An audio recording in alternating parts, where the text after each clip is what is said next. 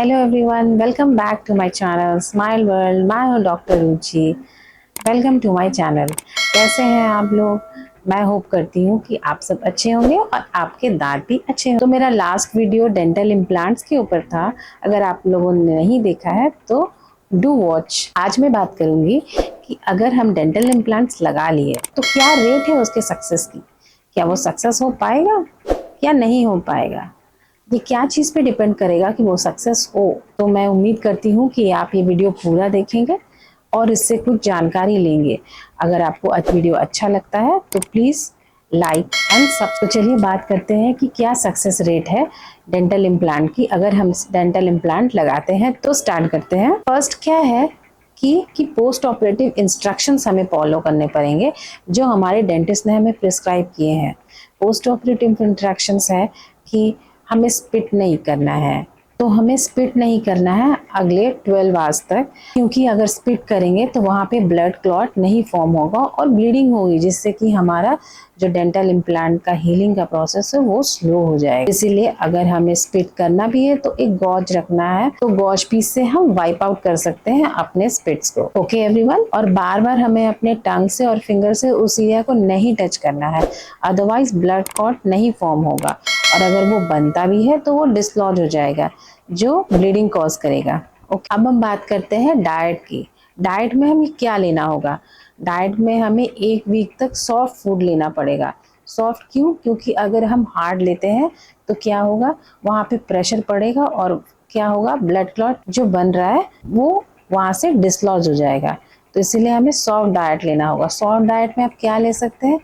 कुछ भी, mashed potato, खिचड़ी, scrambled egg. एक चीज़ अवॉइड करनी है कि हमें हॉट ड्रिंक्स बिल्कुल नहीं लेने हैं। हॉट ड्रिंक्स उसको पहले नॉर्मल करना है, उसके बाद लेना। और हमें स्ट्रॉ की मदद से बिल्कुल नहीं पीना है, क्योंकि उससे सक्शन क्रिएट होगा और सक्शन हमारे ब्लड कॉल को डिसलॉज करेगा। थर्डली एंड मोस्ट इम्पॉर्टेंटली हम बात करते हैं कि हाँ, ओरल हाइजीन की। हमें अपना ओरल हाइजीन मेंटेन करके रखना पड़ेगा। ब्रश और माउथ वॉश दोनों यूज़ करना पड़ेगा। ऐसा नहीं कि हम रिग्रेस ब्रश कर रहे हैं, रिग्रेस मीन्स बहुत प्रेशर से, हार्ड से, वैसा नहीं कुछ करना है। सॉफ्ट लाइट ब्रश यूज़ करना है and mouth wash after each meals के बाद हमें माउथ वॉश करना है हल्के गुनगुने पानी में 1 टेबल स्पून सॉल्ट डाल के, और फिर हमें रिंस करना है इससे। ओके, नेक्स्ट हम आ जाते हैं कि हमें अवॉइड करना है हार्ड और क्रंची फूड्स को। नेक्स्ट हम बात करते हैं ब्लीडिंग की। अगर उस पॉइंट पे, उस जगह पे ब्लीडिंग हो रही है, माइनर ब्लीडिंग इज ओके, वो हम कैसे कंट्रोल करेंगे? हम गॉज पीस उस जगह पे दबा के रखेंगे, उसको बाइट करेंगे तो ब्लीडिंग रुक जाएगी। और अगर ज्यादा ब्लीडिंग हो रही है तो हमें अपने डेंटिस्ट को कंसल्ट करना है। अब बात करते हैं स्वेलिंग की। अगर उस जगह पे स्वेलिंग होती है तो ऑब्वियस सी बात है, स्वेलिंग तो होगी। सर्जरी हुआ है, एनेस्थीसिया पड़ा है, जब तक एनेस्थीसिया का असर होता है तब तक तो पेन और स्वेलिंग की पता नहीं चलता है, लेकिन जब एनेस्थीसिया का असर खत्म होता है तो हमें पता चलता है कि वहाँ पे स्वेलिंग हुई है, सूजन आया हुआ है। तो सूजन को खत्म करने के लिए हम क्या कर सकते हैं या रिलीफ मिलेगा उससे हमें 1 दिन 2 दिन तक वहाँ पे आइस पैक या तो बर्फ से बाहर से धीरे धीरे वहाँ पे उस जगह को सेकना है।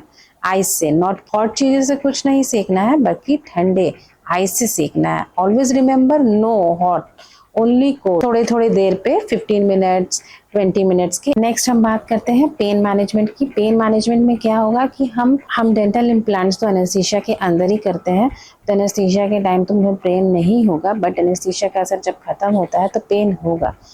तो हमें पेन के मेडिकेशंस लेने हैं as prescribe by your dentist. नहीं, आइबुप्रोफेन ले सकते हैं एवरी 4 आवरली जब हमें पेन होगा, तो इसके कोई साइड इफेक्ट्स नहीं होते। नेक्स्ट बात करते हैं, हमें अवॉइड करना है स्ट्रीनियस एक्सरसाइजेस या कोई भी स्ट्रीनियस एक्टिविटी को। स्ट्रीनियस एक्टिविटी को हम इसलिए बोल रहे हैं क्योंकि उससे हमें प्रेशर पड़ेगा पूरे बॉडी पे भी, माउथ पे भी, इसके कारण ब्लीडिंग हो सकती है।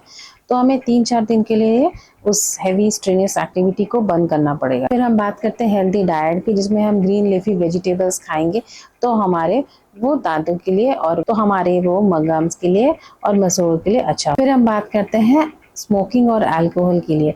स्मोकिंग और अल्कोहल स्ट्रिक्टली रिस्ट्रिक्टेड रहेगी 5 डेज के लिए। At least 5 days you have to strictly avoid smoking and alcohol. क्यों? क्योंकि उससे हीलिंग प्रोसेस जो है वो डिले हो जाएगा, हीलिंग प्रोसेस डिले हो जाएगा और रिस्क ऑफ इन्फेक्शन बढ़ जाएगा। क्यों? उसमें रिस्क ऑफ इन्फेक्शन बढ़ जाएगा। इसलिए no smoking, no alcohol for at least 5। फिर हम नेक्स्ट बात करते हैं, वी शुड चेक और monitor the any infection is occurring और नॉट। हमें हमेशा चेक करते रहना पड़ेगा कि कोई इन्फेक्शन तो नहीं हो रहा है। इन्फेक्शन से हम क्या समझते हैं, वहाँ पे कोई इस एरिया पे रेड या तो स्वेलिंग या तो इचीनेस या तो कुछ डिस्चार्ज नहीं हो रहा है ना।